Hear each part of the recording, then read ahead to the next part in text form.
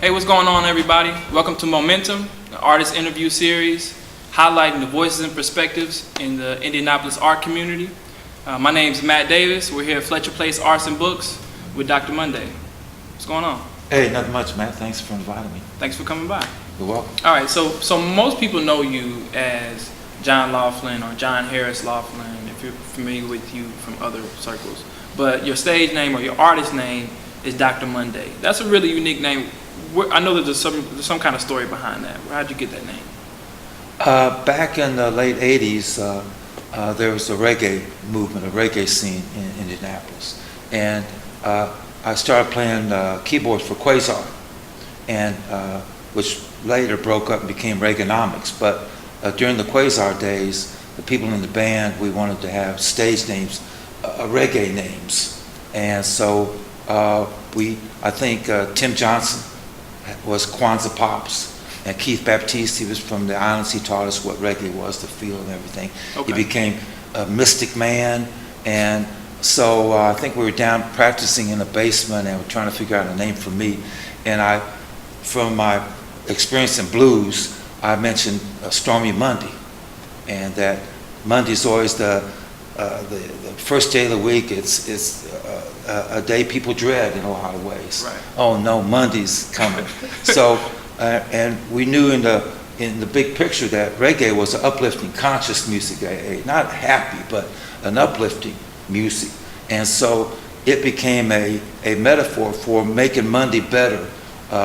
Dr. Monday gave them the reggae pill, and so their Mondays was not that blue Monday, wasn't that stormy Monday. So reggae, and so that name Dr. Monday stuck with me in regard to the positive aspects of reggae music. So you live in Fountain Square? I moved there when I was 9 back in '52. I was born over on the west side, and now I live at Garfield Park. Okay, and you're from Fountain Square? Yeah, I moved here when I was 9 back in the early '50s. Okay, so obviously, Fountain Square is much different than what it was in the '50s. And as somebody who's seen those changes, like what have been some of the major changes that you've seen? What's it like being an artist in Fountain Square now, as opposed to any other time?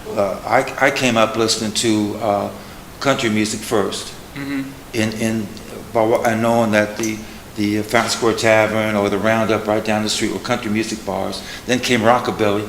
Okay. Then came rock and roll, and so out of that, Fountain Square was always a place, a mecca for those types of music. And as I said, a place for the working class, because see, the Fountain Square has always been on the other side of the track. Now with what's called, some people call urban renewal, or I call the displacement of the original residents, or what some people refer to as gentrification, has happened. And so most people came here, listened to local bands, playing local country music, and shopping locally. That's not necessarily the case here, because a lot of the owners, a lot of the music, a lot of the people who listen to the music are coming from outside in, then they leave. So you don't have that sense of ownership that was originally in the Fountain Square area. Okay. So with that being said, how do you feel like the Indianapolis art community or the art scene can move in a more productive or collaborative direction? I think it needs to. I'm glad you asked that question. Because you got to understand Naptown. Naptown is, of course, it's always had an art scene. But it's had a problem. See, Indianapolis to me is constantly, it's in its late adolescence constantly. It's constantly seeking an identity. It wants to be grown up so bad, like Chicago or other cities, but it can't get out of this late adolescent period where it's constantly seeking an identity, some authenticity that it could go for. And so what happens as a result of that is what I call the babyface syndrome. Now, Babyface knew he couldn't make his name here and he left town. Kurt Vonnegut knew he couldn't make his name here. He went to New York. Okay. But did Prince leave Minneapolis? No. Did Kurt Cobain leave Seattle? No, because they knew they could make a name for themselves, and they stayed there where they were from. Now, if you're still here and you got a good idea, it must not be any good, or you'd be gone.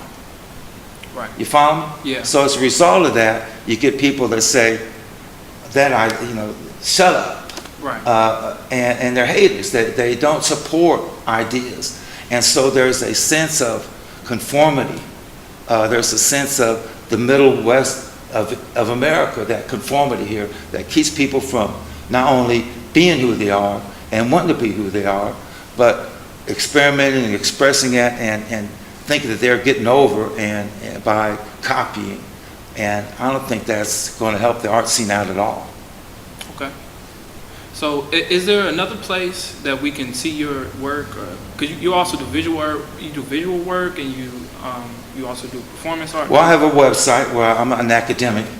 Okay. I do research, and I've got papers published around the world in education.